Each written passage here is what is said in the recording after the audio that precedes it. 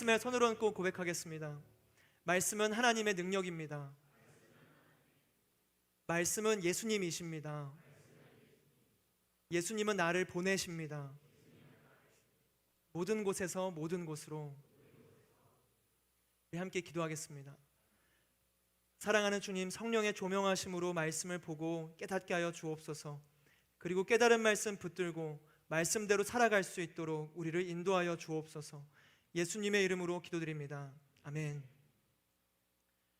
아브라함에서부터 시작된 믿음의 계보가 이제 요셉에게까지 닿았습니다. 아브라함, 이삭, 야곱, 그리고 요셉. 오늘에 이르기까지 참 많은 우여곡절이 있었다, 이런 생각이 들더라고요. 믿음의 조상이긴 하지만 아브라함, 이삭, 야곱, 이들이 온전한 신앙, 완전한 신앙이 아니라 다 흔들리는 신앙의 모습이 있었기 때문이 아닌가 싶습니다. 아브라함은 두려움에 아내 사라를 동생이라 속이고 약속의 자녀를 성취를 기다리고 있는 과정 중에 의심했습니다. 그리고 이삭은 아빠 아브라함을 따라서 아내 리브가를 또 두려움 속에 동생이라 속였고, 이 아들 야곱과 에서를 자신의 필요에 따라 양육하는 모습을 보여주곤 했었어요. 그리고 야곱은 화령점정이죠. 그냥 형과 아버지 속이고 두려워하고 은혜 속에서 하나님의 약속을 잊고, 에서 화해하고 나서 이방 신상들을 섬겼잖아요. 다 허용하는 모습들. 야곱은 끝까지, 지난주까지도 참 부족한 모습을 우리에게 많이 보여줬었습니다. 그런데 요셉은 조금 달라요. 요셉은 조금 다릅니다. 형제들에게 노예로 팔렸음에도 불구하고 그들을 원망하는 구절을 찾아볼 수가 없어요. 하나님을 탓하는 것도 볼 수가 없습니다. 그리고 노예로 살다가 육체적인 탐욕을 채우고 당장의 편안한 삶을 붙잡을 수 있을 그때에도 요셉은 그것을 거절하며 순결을 선택합니다. 감옥 속에서는 하나님의 때를 잠잠히 기다립니다. 그리고 결국 수많은 사람들의 생명을 살리는 이집트의 총리가 되죠. 요셉은 이 아브라함, 이삭, 야곱과 조금 다른 모습을 보여줍니다. 그럼 요셉은 어떤 사람이었나? 요셉이 어떤 삶을 살아갔기에 다른 선택을 하며 흔들리지 않는 올곧은 신앙으로 살아갈 수 있었을까? 그런 요셉처럼 살아가고 싶지 않으세요? 오늘 우리 토마스와 폴이 일어나서 인사했잖아요. 토마스와 폴을 데리고 온 우리 이현 형제님이 조셉이에요, 이름이. 저도 사실 이름이 조셉인데 이거는 그냥 여담으로 말씀드리는 겁니다. 저들이 누군가 궁금해하고 계실까봐. 이런 요셉과 같은 사람이 되고 싶지 않으세요? 유혹과 시험이 있음에도 그것을 돌과 같이 여기는 사람, 담대하고 잠잠하게 서 있을 수 있는 사람, 시간이 얼마나 걸리든지 상관없이 고요하게 하나님의 때를 기다릴 줄 아는 사람, 요셉. 우리는 오늘 17살의 소년 요셉을 보면서 그가 하나님 앞에서 어떤 사람이었는지, 하나님께서는 그의 어떤 모습을 보고 훗날 이스라엘 민족과 이집트의 온 땅의 생명을 살리는 도구로 삼으셨는지를 함께 보고자 합니다. 우리는 오늘 요셉의 3가지 특징을 보게 되거든요. 첫 번째는 요셉은 정직한 사람이었다라는 것입니다. 그리고 두 번째는 요셉은 사랑받는 사람이었다. 그리고 세 번째, 요셉은 꿈을 꾸는 사람이었다. 우리 함께 2절의 말씀을 같이 한 목소리로 읽도록 하겠습니다. 2절의 말씀 함께 읽겠습니다. 시작. 야곱의 과족에 관한 이야기는 다음과 같습니다. 요셉은 70세의 소년이었는데 자기 형들과 함께 양치는 일을 했습니다. 요셉은 자기 아버지의 아내들인 빌하와 실바가 낳은 아들들을 도왔습니다. 요셉은 형들의 잘못을 보면 그대로 자기 아버지에게 전했습니다. 자, 먼저 알아야 할 것은 이 요셉이 17세의 소년이었다라는 거예요. 그 어린 요셉 하면은 굉장히 뭔가 철없고 천방지축에 나 꿈꿨다 하면서 이런 이미지지 않으세요? 아닌가? 그죠? 저는 되게 그런 이미지. 누가 이렇게 입술로 말해줬어요. 고마워요. 이 잼민이 같은 이미지를 떠올리기가 참 쉬운데, 요셉 하면은. 근데 요셉의 이야기는 17세부터 시작되는 거예요. 17살 때부터. 제가 초록창에 어제 17살 딱 검색했거든요. 근데 첫 뉴스 기사가 뉴진스 혜린, 17살 나이, 믿기지 않는 우아함이었거든요. 솔직하게 저는 검색하기 전에 이분이 누군지 잘 몰랐어요. 그러나 이제 오해는 하지 마세요. 뉴진스는 압니다. 뉴진스 알아요. 뉴진스의 하이보이요. 그렇죠? 네. 밈이잖아요. 그런데 여튼 그 혜린 자매님이 교회 다니는지 모르겠어요. 우리 혜린 자매님이 17살이라는 거예요. 17살. 17살은 마냥 어리기만 한 나이가 아닙니다. 천방지축에 철없는 초등학생이 아닌 거예요. 요셉은 나아가 이후 총리를 할 만큼 총명한 사람이었습니다. 똑똑하고 영리한 27세의 요셉은 자기 형들과 함께 양치는 일을 합니다. 그런데 말씀은 아까 이렇게 전하고 있는 거예요. 요셉은 형들의 잘못을 보면 그대로 자기 아버지에게 전했습니다. 요셉은 형들의 잘못을 보면 그대로 자기 아버지에게 전했습니다. 첫 번째, 17살의 요셉은 정직한 사람이었습니다. 이 말씀을 보면 어리숙한 고자질처럼 느껴질 수 있어요. 잘못을 보면 그대로 아버지에게 전하는 행동, 혹여 이 형들을 미워하나, 형들을 좀 잘못되게 만들고 싶었나 라는 것처럼 보이지만 요셉의 삶 전체를 보면 이 요셉이 남들의 불행을 자신의 행복으로 느끼는 꼬인 사람이 아니라는 것을 우리는 알 수가 있어요. 그 술 맡은 자 관원장들 꿈풀이를 해주는 거 보면 그들을 위해서 막 꿈풀이를 열심히 해주잖아요. 남을 위하는 성품이 있었던 사람입니다. 요셉은 악을 용납하지 못하는 고든 성품의 소유자였던 것이죠. 형들의 잘못을 보면 그 잘못을 그냥 눈 감고 좋은 게 좋은 거지 뭐 넘어갈 수 있는 성품의 사람이 아니었던 겁니다. 그래서 형들의 이 잘못을 해결하기 위해서 자기가 할 수 있는 최선의 방법, 지혜로운 방법을 택한 거죠. 스스로 형들을 지적하고 이건 아니지 가르치려 드는 게 아니라 아버지라는 더 큰 권위에 맡긴 겁니다. 잘못을 바로 잡으려고요. 요셉이 되려 형들에게 어려움을 당하고 미움을 받는다 할지라도 이 불의함에 대해서는 정직할 줄 아는 용기가 있던 사람이었습니다. 악한 일에 휩쓸리거나 악과 타협하지 않았던 이 요셉의 정직성은 언제 또 드러나느냐? 보디발의 아내 유혹 앞에서도 빛을 발하는 거죠. 유혹을 이기는 정직함은 그가 타협 없이 붙잡고 있던 성품이었습니다. 그의 정직함은 순결함이 되었죠. 이 아내가 유혹했을 때 아무도 모르게 그 범죄를 할 수 있었겠지만 요셉은 거절했던 겁니다. 정직하기에 순결을 선택했어요. 사람들 앞에서, 하나님 앞에서 하늘을 우러러 부끄러울 것 없는 이 순전함은 정직함에서부터 시작됩니다. 사랑하는 우리 하늘 여러분, 요셉과 같이 정직하시기를 주님의 이름으로 축복합니다. 순결하시기를 주님의 이름으로 축복합니다. 그렇게 순전한 하나님의 사람으로 우리가 나아가게 되는 거예요. 요셉처럼. 17년도 때는 바야흐로 17년도, 제가 폴투 전도사 시절 때였어요. 홀리스타 설교를 할 때였습니다.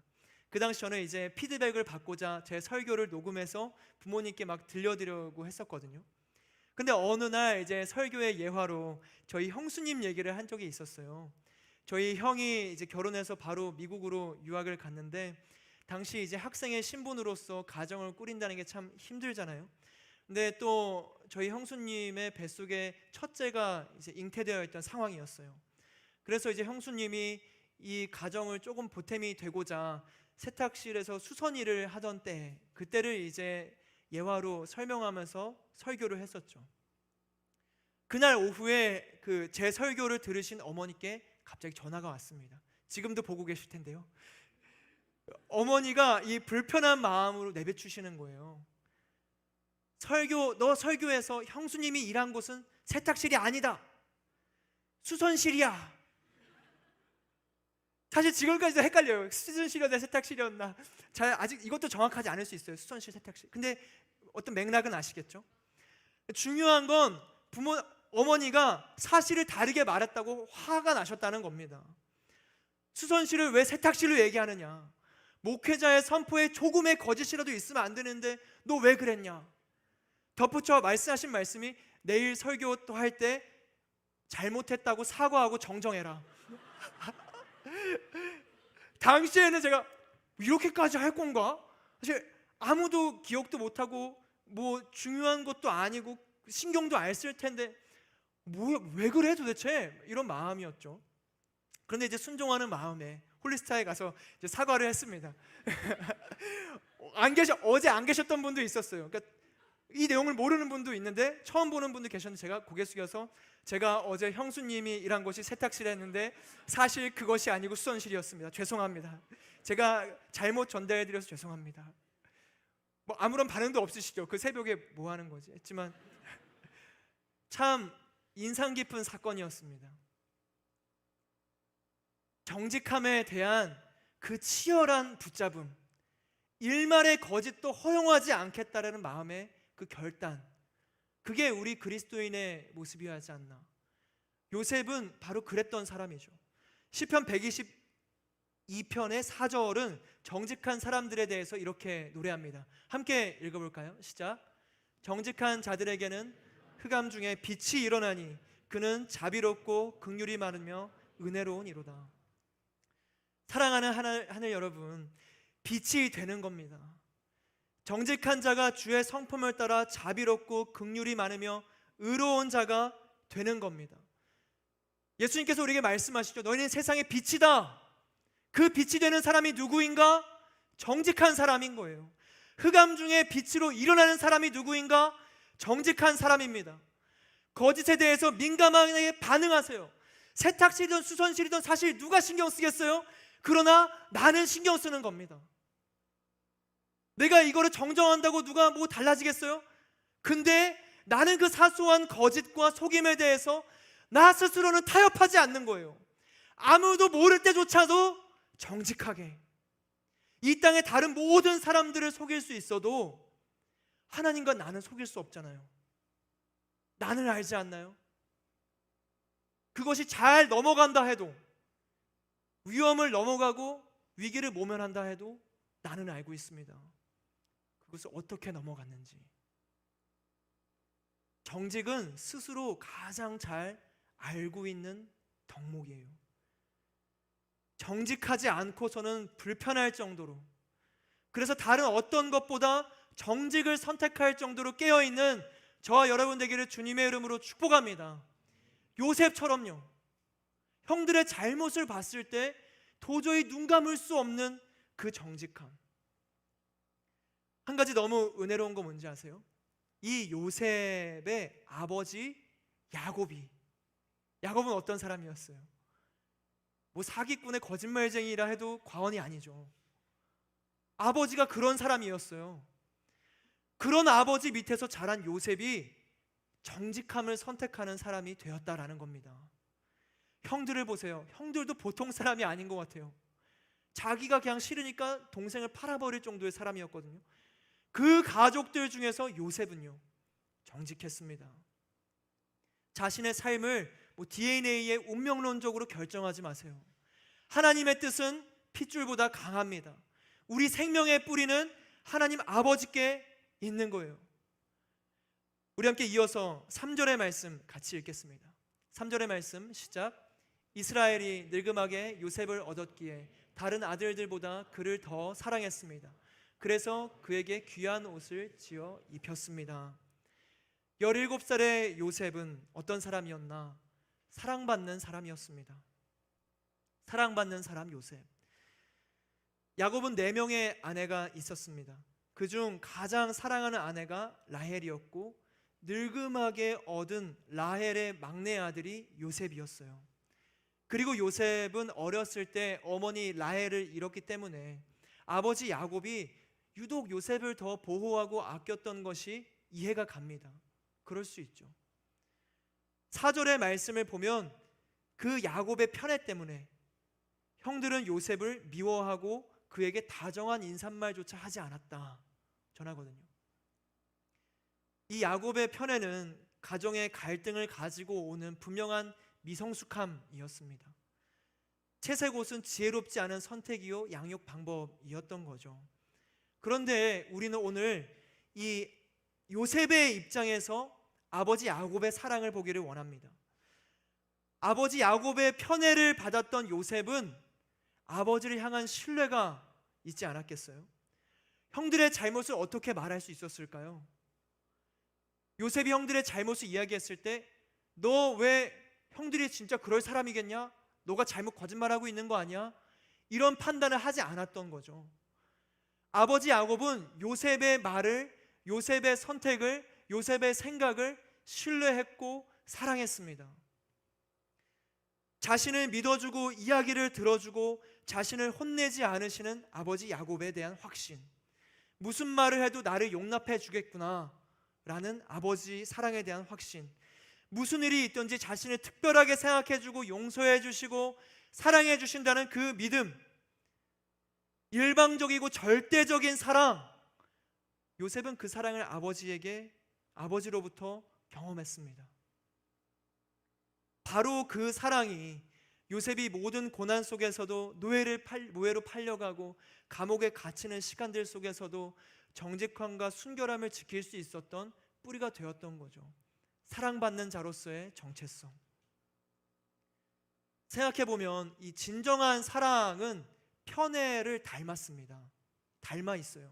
한번 생각해보세요. 여러분이 연애를 하는데 남자친구, 여자친구가 나는 모든 사람들을 다 똑같이 좋아해 이러는 거예요. 너도 좋지만 저 사람도 똑같이 좋아. 이상한 거 아닌가요? 난 다 사랑해. 이상한 거예요. 연애할 때 행복하고 기대가 되고 두근거리는 이유가 뭔가요? 그 사람이 나를 수많은 사람들 속에서도 구별되고 각별하게 나를 특별하게 생각해주고 사랑할 때, 그것이 행복이고 기쁨이지 않나요?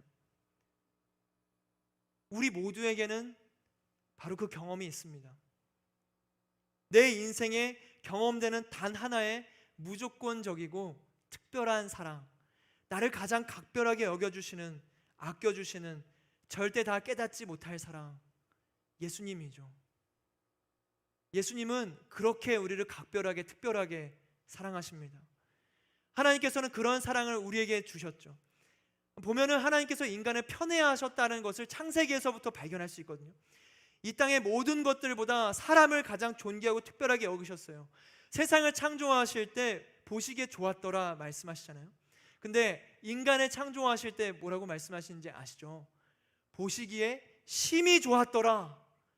심히 좋았더라. 편애하셨어요. 이 땅의 모든 피조물보다 인간을 각별하게, 특별하게 사랑하셨습니다. 존재 그 자체로 너무 좋으셨던 거예요. 그 최근 스바냐 큐티에서도 말씀하시잖아요. 스바냐 3장 17절의 말씀, 우리가 함께 읽어볼까요? 스바냐 3장 17절의 말씀 같이 읽겠습니다. 시작. 너의 하나님 여호와가 너의 가운데 계시니 그는 구원을 베푸실 전능자이시라. 그가 너로 말미암아 기쁨을 이기지 못하시며 너를 잠잠히 사랑하시며 너로 말미암아 즐거이 부르며 기뻐하시리라 하리라. 사랑하는 우리 하늘 여러분, 하나님께서는 저와 여러분으로 인해서 기쁨을 이기지 못하고 계세요.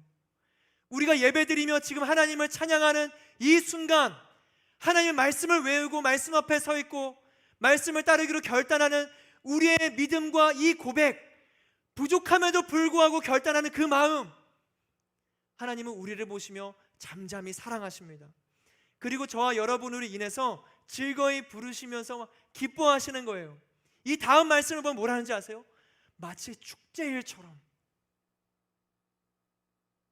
우리의 존재가 하나님께 마치 축제일과 같은 기쁨을 주는 거예요. 우리의 존재가 우리를 각별하고 특별하고 끔찍히도 사랑하십니다. 어느 정도로요? 자기 목숨을 내놓기까지. 예수 그리스도, 그 특별한 사랑을 받은 존재가 우리죠. 로마서에는 이 바로 하나님의 이 특별한 편애가 확신에 가득 차서 고백되거든요. 우리 로마서 8장 37에 39절의 말씀 같이 한 목소리로 읽겠습니다. 시작. 우리를 사랑하시는 분으로 인해 우리가 넉넉히 이깁니다. 나는 확신합니다. 죽음이나 생명도, 천사들이나 악마들도, 현재의 일이나 장래일이나 어떤 능력도, 높음이나 깊음이나 다른 어떤 피조물도 그리스도 예수 우리 주 안에 있는 하나님의 사랑에서 우리를 끊을 수 없습니다. 할렐루야. 다른 어떤 것으로도 끊을 수 없는 하나님의 각별하고 특별한 사랑, 저와 여러분은 그 사랑을 받고 있는 사람들이에요. 우리가 망각할 때도 깨닫지 못할 때도 그 사랑은 변함이 없습니다. 사람들이 아니라 말하고 여러분 스스로가 나는 하나님의 사랑을 경험하고 있지 못해라고 말하는 그 순간에도 끊어지지 않는 하나님의 사랑이 우리 가운데 있습니다. 사랑받는 사람. 요셉이 바로 이 하나님의 사랑을 간접적으로 체험했던 거예요. 물론 인간적인 미성숙함으로 인해서 가정 내에 불화를 가지고 왔던 이 불완전한 편애였지만 야곱의 편애는 요셉의 삶에 사랑의 힘을 가르쳐주고 경험하고 요셉을 채워줬던 사건이었습니다. 우리가 하나님의 사랑을 받는 자, 요셉과 같은 마음이 있을 때 우리는 정직을 선택할 수 있는 사람이 되는 것이죠. 이어서 5절과 6절의 말씀, 5절과 8절까지의 말씀 한번 읽어볼까요? 5절부터 8절까지의 말씀 함께 읽겠습니다. 시작. 한 번은 요셉이 꿈을 꾸고 그것을 자기 형제들에게 말했습니다. 그 때문에 그들이 요셉을 더 미워했습니다. 요셉은 그들에게 이렇게 말했습니다. 제가 꾼 꿈 이야기를 들어보세요. 우리가 밭 가운데서 곡식단을 묶고 있었어요. 그런데 제가 묶은 단이 일어나 똑바로 섰어요. 그러자 형님들의 단이 제 단을 둘러서서 절을 하는 것이었어요. 형들이 그에게 말했습니다. 내가 정말 우리의 왕이 되며 내가 정말 우리를 다스리겠다는 것이냐? 형들은 요셉의 꿈과 그가 한 말 때문에 요셉을 더욱더 미워했습니다. 너무 유명한 장면이죠. 그래서 이제 요셉이 다가오는 것을 보면서 꿈꾸는 자가 온다 막 조롱할 정도의 사건이었습니다. 요셉은 꿈을 꿉니다. 형님들의 단이 자신의 단에게 절하는 꿈, 그리고 해와 달과 11개의 별이 자신에게 절을 하는 꿈을 꿨어요. 세 번째, 17살의 요셉은 꿈꾸는 사람이었습니다. 저는 항상 의아했어요. 그 요셉이 이렇게 사리분별을 못하는 사람이었을까?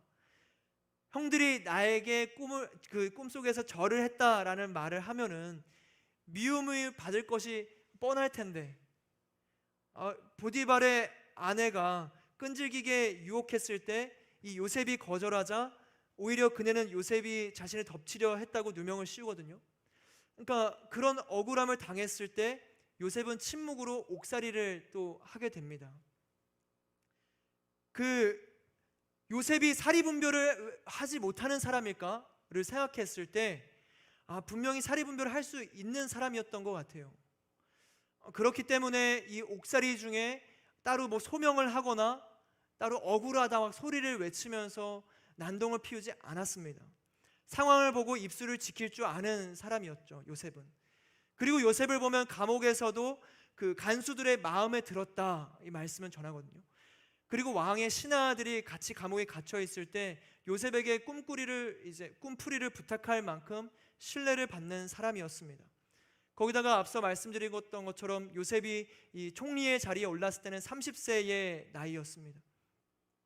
그만큼 어떤 정치적인 안목이 있는 사람이지 않았겠어요?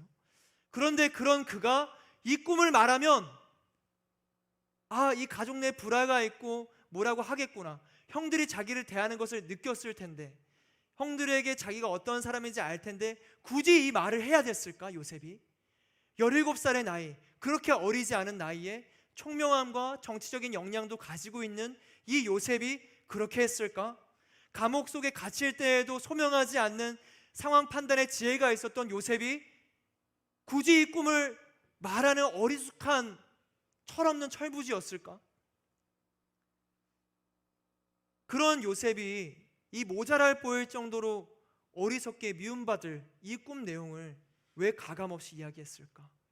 이것을 묵상하다가 하용조 목사님의 이전 창세기 강해를 읽어보면서 이렇구나, 이 예레미야의 마음과 같은 것이었겠다라는 생각을 하게 됐습니다. 우리 예레미야 20장 9절의 말씀을 함께 읽어볼까요? 함께 읽겠습니다. 시작. 내가 다시는 여호와를 선포하지 아니하며 그의 이름으로 말하지 아니하리라 하면 나의 마음이 불붙는 것 같아서 골수에 사무치니 답답하여 견딜 수 없나이다. 그러니까 여호와의 이름을 말하지 않으면 내가 답답해서 견딜 수가 없다, 이런 마음이죠. 예레미야는 그 당시에 이스라엘 민족이 멸망당할 것을 예언하는 선지자였습니다. 사람들이 들으면 싫어할 만한 내용이죠. 우리나라가 멸망할 거야, 막 그 부정적이고 끝에 있는 심판을 이야기하는 사람을 야 고마워, 이야기해줘서 고마워, 야 너 최고야, 이런 칭찬을 받을 수가 없죠. 듣기 싫은 얘기입니다. 미움을 받을 게 뻔하죠. 예레미야가 이 선포를 할 때 요셉처럼요. 그래서 예레미야가 내가 다시는 여호와를 선포하지 아니하겠다 했는데, 여호와를 말하지 않으니까 그 마음이 불붙는 것 같아서 골수에 사무치니 답답하여 견딜 수가 없었던 겁니다. 요셉이 그랬던 거죠. 하나님의 꿈을 받은 이 요셉이 이 하나님의 말을 전하지 않고서는, 하나님께서 보여주신 비전을 말하지 않고서는 견딜 수 없었던 답답함이 있던 겁니다. 예레미야처럼 하나님께서 주신 그 선명한 꿈, 그것을 말하지 않으면 견딜 수가 없었던 거예요.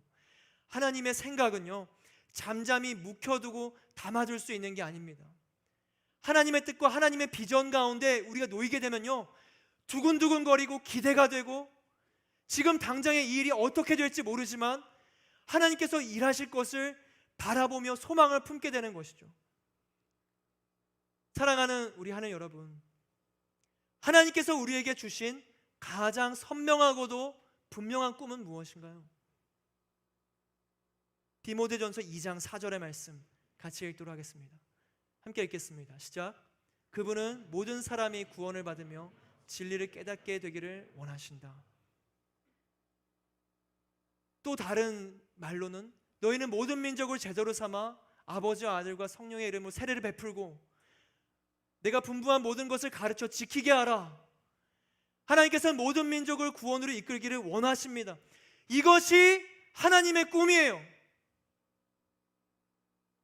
에덴에서, 동쪽의 에덴에서 한 줄기 강이 흘러나와 비손과 기온과 티그리스와 유프라테스 강으로, 내주기 강으로 흩어지면서 이 세상 모두를 적시기를 원하셨던 하나님의 마음, 이사야에서도 모든 민족이 하나님께 돌아오기를 바랐던 하나님의 마음,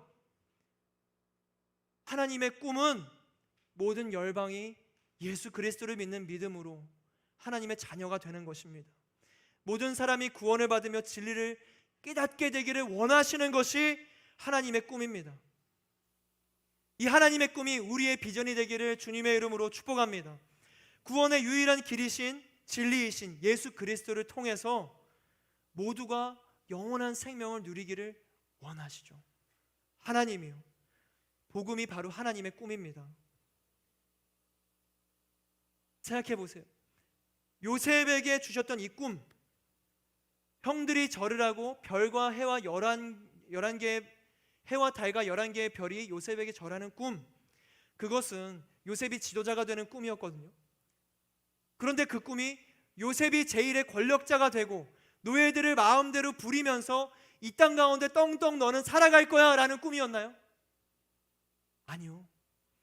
요셉이 이 하나님의 꿈을 따라서 총리가 되었을 때 그는 7년의 흉년 동안 이집트 땅의 모든 생명을 살리고 이스라엘 민족을 살리는 구원의 통로가 됐습니다.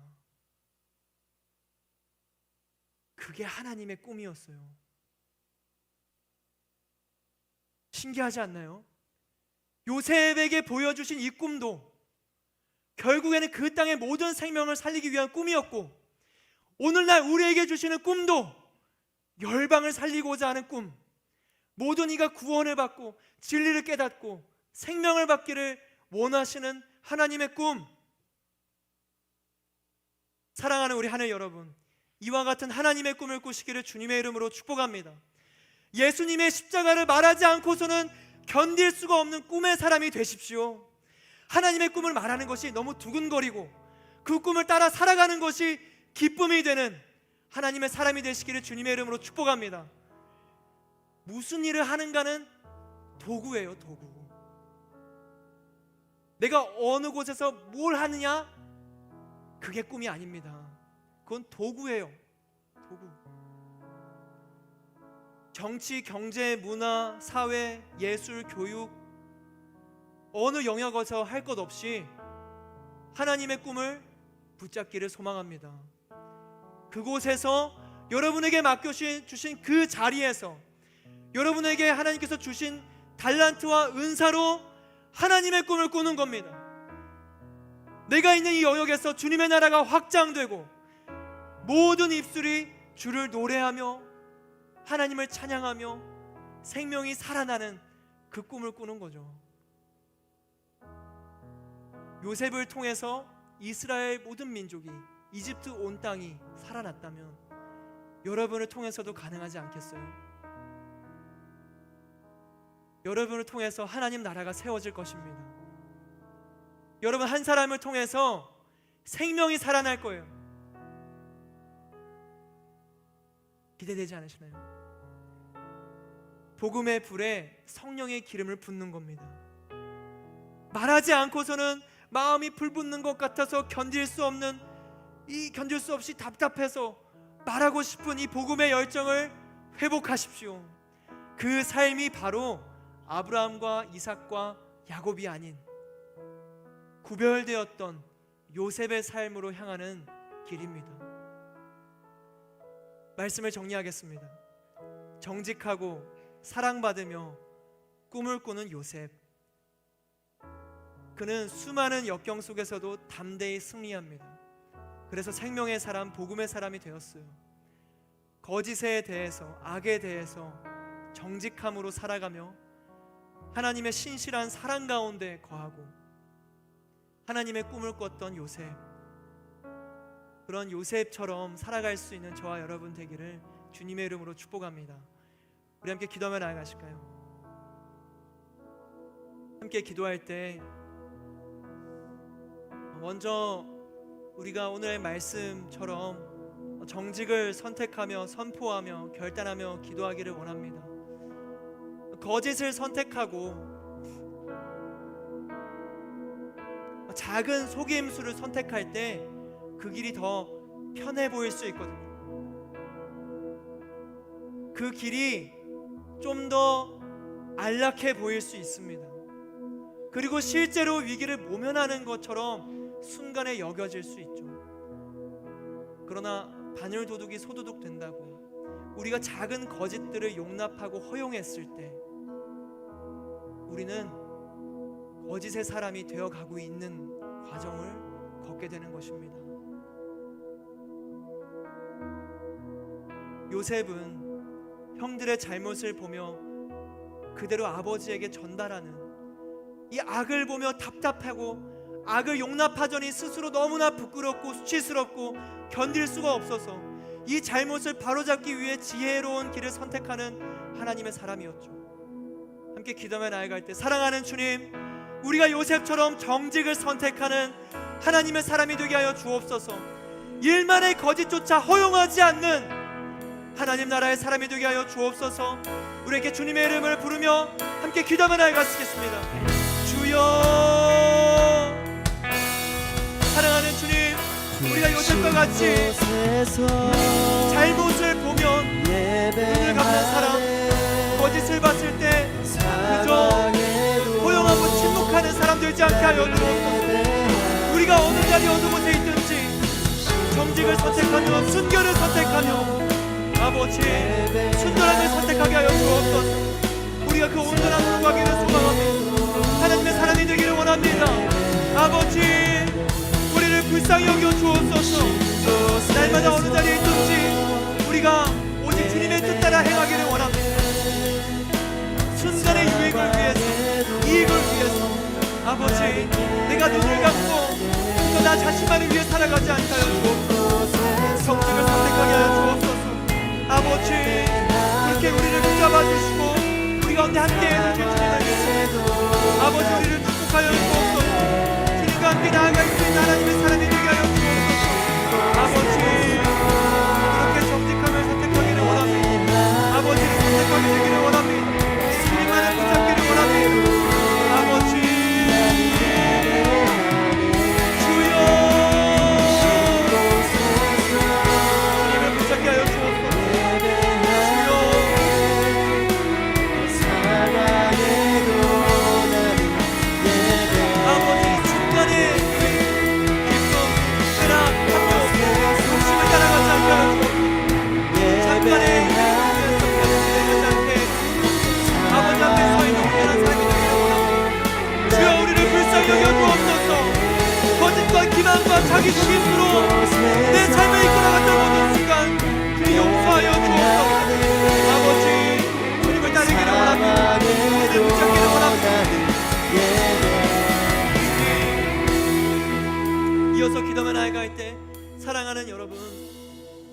내가 혹여 지금껏 작은 것을 용납하고 순간의 유익을 위해서 다른 사람을 속이고 나 자신을 속이고 왔던 삶이라 할지라도 여러분 괜찮습니다.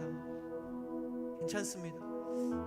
오늘 우리가 다시 한번 결단함으로 정직을 선택하면 돼요. 다시 한번 새롭게 거듭나면 됩니다. 왜냐? 주님께서 우리에게 허락하시는 사랑은 끊을 수 없는 사랑이기 때문에 그렇습니다. 우리를 용납하시고 우리를 사랑하시고 어떠한 순간에조차도 주님께서 나를 붙드시는 줄로 믿습니다. 하나님의 사랑이 나를 붙잡아 주시고 그 사랑받는 자의 정체성으로서 내가 살아가기를 소망합니다. 나를 억누르고 억압하고 나 자신을 속이는 이 세상의 정체성으로부터 아버지 나를 자유케 하여 주옵소서. 사랑받는 자의 정체성으로서 요셉과 같이 살아가게 하여 주옵소서. 우리 함께 주님의 이름을 다시 한번 부르짖으며 기도만 나가시겠습니다. 주여, 주님, 아버지, 세상이 구원하려고 말할지라도 내가 하나님의 사랑 가운데 거하는 삶을 기억하게 하여 주옵소서. 요셉은 아버지 야곱의 사랑을 받았고 아버지 그렇게 살아갔습니다. 아버지의 사랑이 확실했고 요셉이 그 하나님의 사랑을 간접적으로 체험하여 그 어떤 순간에서조차도 사랑의 불을 따라 뿌리 내려 나아갔습니다. 아버지 우리가 그 사랑 가운데 있음을 잊지 않게 하여 주옵소서. 잃어버리지 않게 하여 주옵소서. 아버지 끊을 수 없는 하나님의 사랑, 나를 잠깐히 사랑하시며 나로 인해 기뻐하시며 나를 사랑하시기를 마치 형제일처럼 사랑하시는 주님, 아버지 그렇게 살아가게 하여 주옵소서. 아버지 내가 그렇게 살아가게 하여 주옵소서. 하나님의 사랑받는 자의 정체성으로서 내가 세상의 목소리를 들리지 않고 아버지 하나님의 사랑을 붙잡고 나아가는 것을 원합니다. 주님 나를 붙들어 주옵소서. 붙들어 주옵소서. 주여,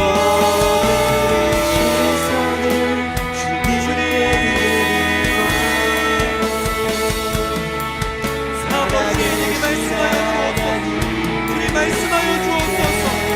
주님께서 나를 붙들어 주셔서 하나님의 사랑 가운데 거하고 있도록 충만한 확신으로 나아가게 하여 주옵소서.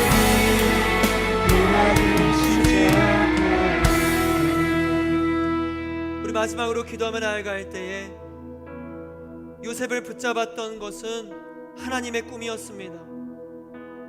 열방을 살리고 이집트 모든 사람들과 이스라엘 민족을 살리는 생명의 사람으로 요셉을 택하셨고 17살의 나이 때부터 그러한 꿈을 꾸게 하셨습니다.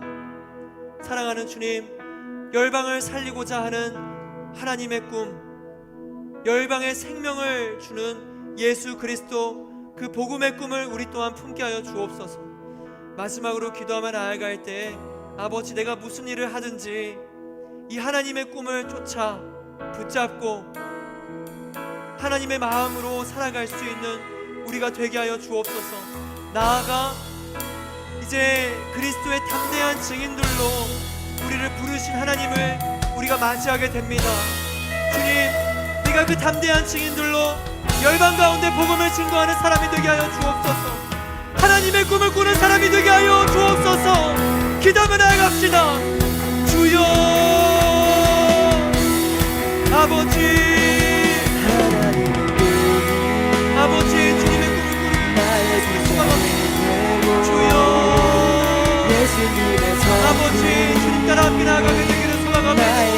아버지 우리를 붙잡아 주시고 열방 가운데 복음을 전하며 선교하는 삶, 복음을 증거하는 하나님의 자녀들, 아버지 주님의 꿈을 쫓아 나아갈 수 있는 하나님의 사람이 되게 하여 주옵소서.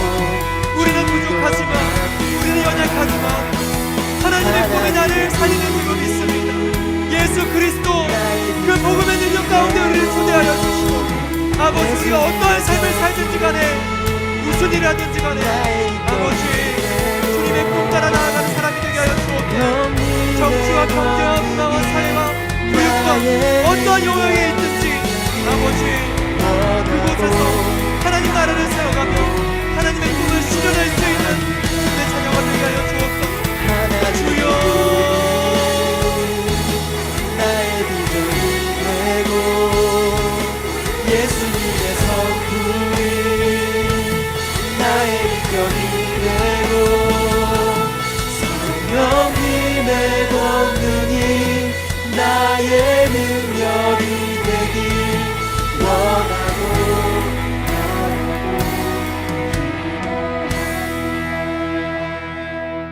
하나님의 꿈이 나의 비전이 되고 예수님의 성품이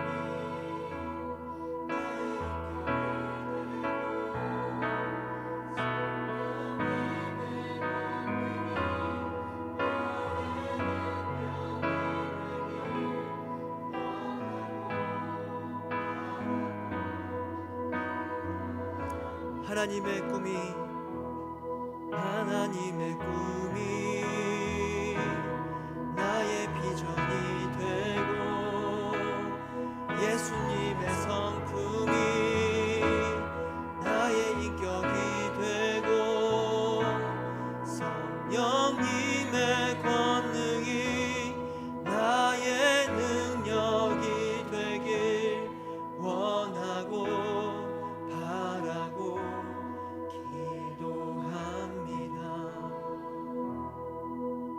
우리를 사랑하시는 거룩하신 하나님 아버지, 오직 성령이 너희에게 임하시면 너희가 권능을 받고 예루살렘과 온 유대와 사마리아와 땅끝까지 이르러 내 증인이 되리라 말씀하셨습니다. 태초에 천지를 창조하실 때부터 이 모든 피조물을 사랑하신 주님이 또 그 모든 피조물을 사랑하고 모든 민족을 사랑하는 마음으로 그들이 구원받기를 원하시고 진리를 깨닫기를 원하십니다.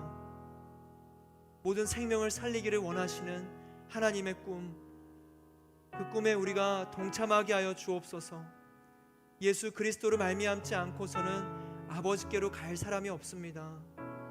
영원한 생명으로 하나님의 사랑을 증거하는 예수 그리스도의 이름, 그 이름을 우리가 붙잡고 선포하는 사람들이 되게 하여 주옵소서. 그 하나님의 꿈을 따라 나아갈 때 정직을 선택하게 해주시고 혹여나 우리가 흔들리는 칠흑 같은 어둠의 상황들 속에서도 하나님의 사랑의 빛이 나를 비춰 일어나게 해주시고 내 삶을 인도하게 하여 주옵소서. 주님의 사랑을 끊을 수 없음을 우리는 고백하고 확신합니다. 아버지, 그로 인해 정직과 사랑과 꿈으로써 17살에 어떻게 보면 부족할 나이일 수 있겠지만 그렇게 하나님을 사랑하고 하나님의 길을 따라갔던 요셉처럼 우리 또한 그 길을 걷게 하여 주옵소서. 함께 하시고 우리에게 영원한 충만한 사랑을 허락하시는 주님을 찬양하며 길이요 진리요 생명 되시는 우리 주 예수 그리스도의 이름으로 기도드립니다. 아멘.